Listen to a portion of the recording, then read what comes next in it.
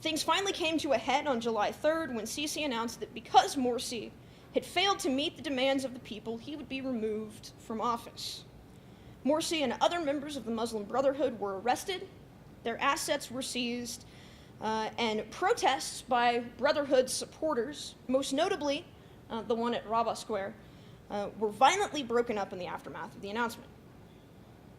In the year following the military coup, Amnesty International estimates that 22,000 Egyptians were detained as political prisoners by the Interior Ministry on various charges, not all of them based in reality, including inciting riots and belonging to a terrorist organization, the Brotherhood. Journalists were also targeted if their reporting was seen as too sympathetic to opposition forces. And in June 2014, in an election boycotted by most of the political parties in Egypt, Sisi was elected president with 93% of the vote, providing an exclamation point to the failure of democratic transition in Egypt. What happened in Egypt was not unique among countries attempting transitions to democracy. Guillermo O'Donnell warned that the central problem of democratic consolidation is to prevent a military coup. However, the deck may have been stacked against Egypt in some unique ways precisely because of the speed with which transition was attempted. It's useful to remember that Egypt attempted to do in 2 years what took the United States and France decades to accomplish. And even that then was with the presence of forward thinkers such as Alexander Hamilton. One issue that confronted Egypt regarding the rapid pace with which it undertook elections relates to the legacy of the policies of the National Democratic Party regarding opposition movements.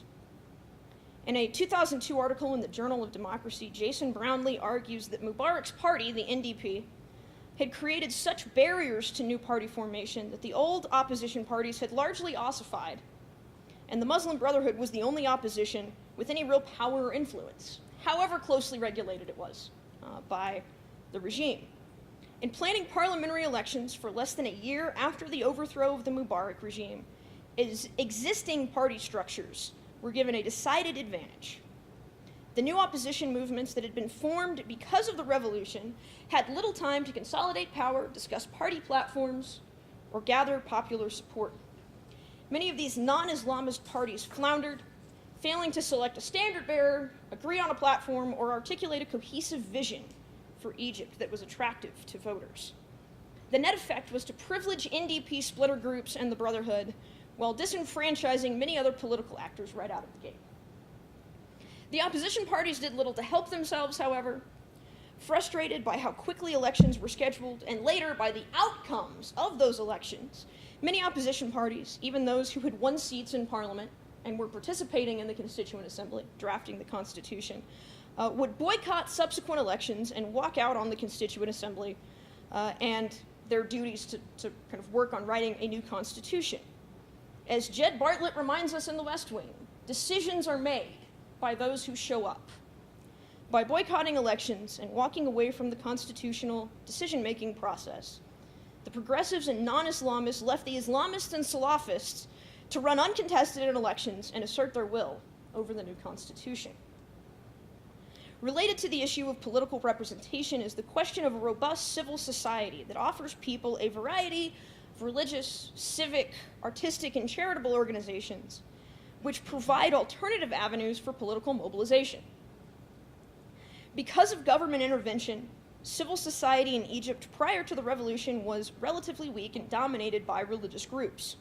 Labor unions and professional syndicates were tightly controlled by the NDP and impotent to effect real change. Even after the revolution, civil society did not flourish, mostly because Egyptians were comfortable in their religious identity and saw little reason to expand their horizons, particularly outside of the urban areas. Over half of Egypt's population lives in rural areas which are, in Egypt as elsewhere, more conservative and likely to rely on religion as an intrinsic part of their communal identity. The extensive security apparatus in Egypt also contributed to the failure of democratic consolidation. The labyrinthine, and that's being kind, Interior Ministry, with its 30-plus departments, had been largely impenetrable to reform efforts. despite the fact that Nasser, Sadat, and Mubarak all came from the ranks of the military, they all worked to ensure that the military was pacified, fragmented, and unable to mount a credible charge to their grip on power. In Egypt, and this is also kind of simplified a bit, we can definitely see, this is at least the perception of my informants, we can definitely see an increasing repressive threat, which is exemplified, for example, by the Raqqa Square incident that you mentioned shortly after the overthrow of Mohamed Morsi. I mean, this sit-in was violently dispersed, and the casualty numbers vary depending on whom you ask.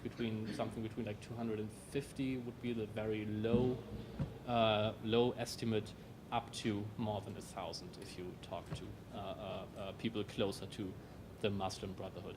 This kind of signaled increasing repression against, initially at least, mostly supporters of the Morsi administration, but subsequently this crackdown was also extended to more secular actors.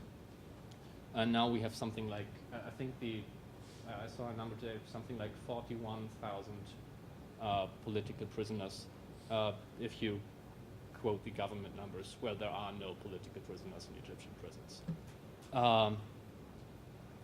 So this is kind of indicative of an ongoing shift.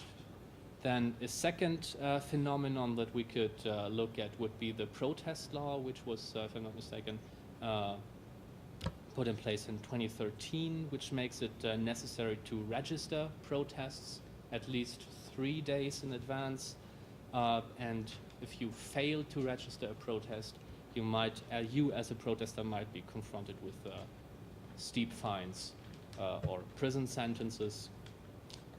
Especially if this protest is found to disturb public order and security, which is a relatively elastic concept if you think about it. This is what happened to people like Ahmed Meir or Ahmed Duma, leading figures in the April 6 youth movement.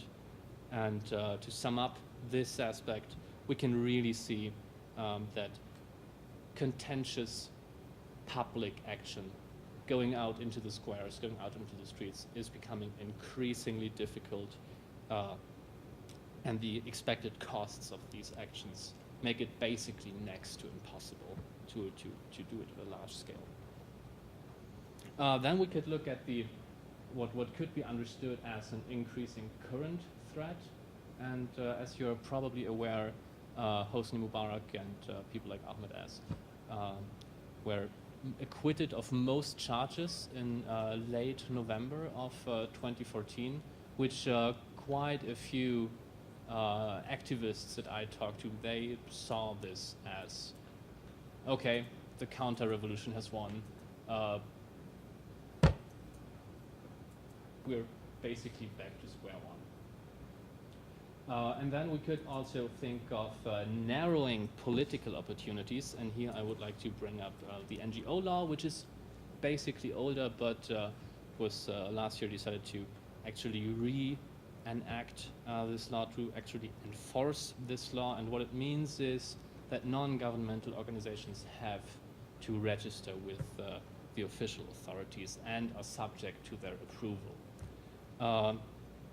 Which is especially problematic if your NGO receives foreign funding.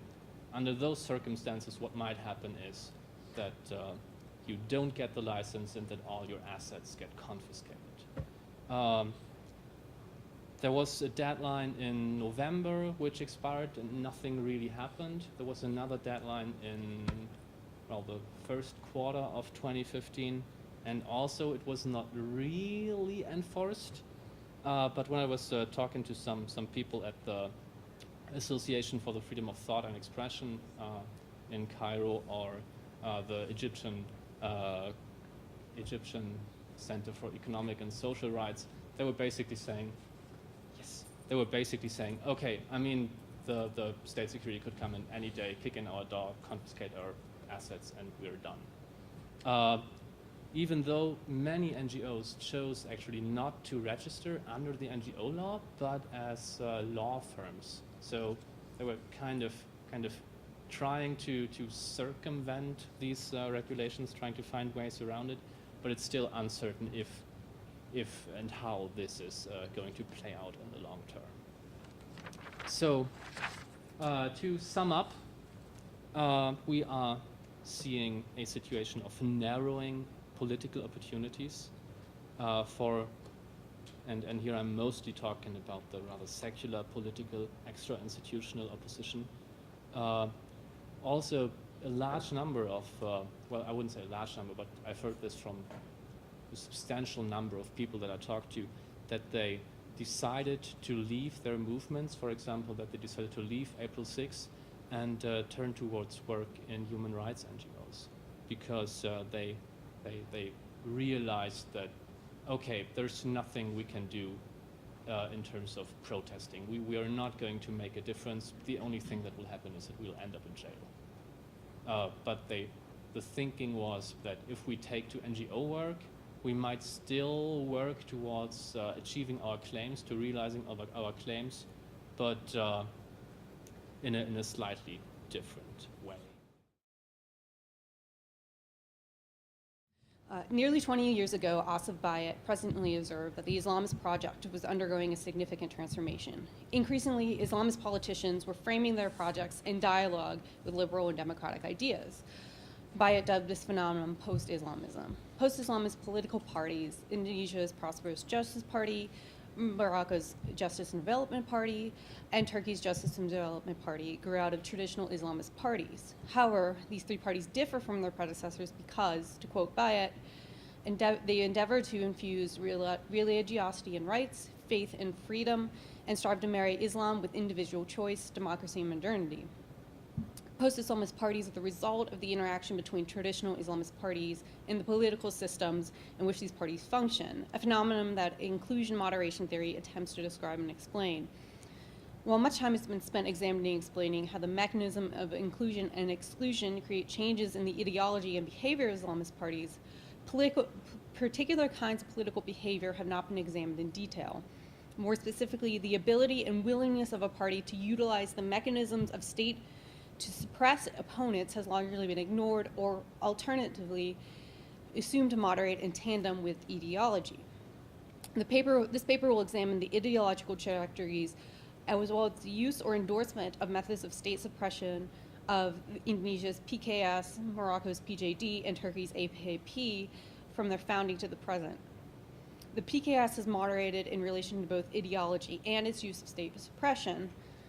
Both the AKP and the PJD have taken less moderate paths, especially in regards to the use of state suppression.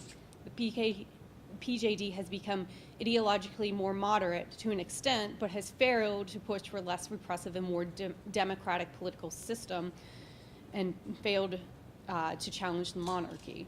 The AKP has become somewhat less liberal ideologically, but has dramatically increased its control over the state and society, particularly over the past several years.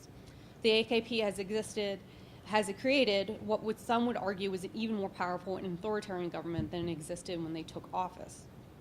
The cases of the PKS, the PJD, and the AKP demonstrate the need for a theory of political change which can account for the stagnation or reversal of political moderation even when ideological moderation takes place. I agree with the basic assumption of inclusion moderation theory, namely when a formal radical or illiberal party takes power or becomes participant in a political system, the constraints of that system places on them would inevitably change their behavior and or ideology. Building upon this assumption, I theorize that when parties operate in a hybrid or only partially democratic political system, their tendency will be to absorb both the liberal and illiberal structure of the existing system. Therefore, when examining political change, political systems of the country in which the individual parties exist must be taken into account when attempting to predict how they will behave if and when they gain political power. In other words, the tendency of a political party to engage in democratic behavior, liberal behavior, or illiberal behavior is best explained by the political history and institutions of the country in which it exists, rather than the beliefs regarding the relationship between religion and politics. Islamist and post-Islamist parties have more often than not been unable to radically remake the illiberal political systems in which they exist because, particularly in regards to the means and methods of governing, they are as much a product of these systems as secular parties. My hypothesis is supported by previous scholarship of Ganesh Murat Tijur, Murat Sumar, Alfred Stepan, and particular Christian Davenport. Drawing on R.J. Goldstein, Davenport provides a useful definition of state repression. Quote, the repression involves actual or threatened use of physical sanctions against individual organizations within the territorial jurisdiction of a state for the purpose of imposing a cost on the target as well as deterring specific activities and or beliefs perceived to be challenging to government personnel, practices, or institutions. I prefer the more neutral term suppression to repression and will use this definition as my point of reference when discussing behavioral moderation in my 3 cases.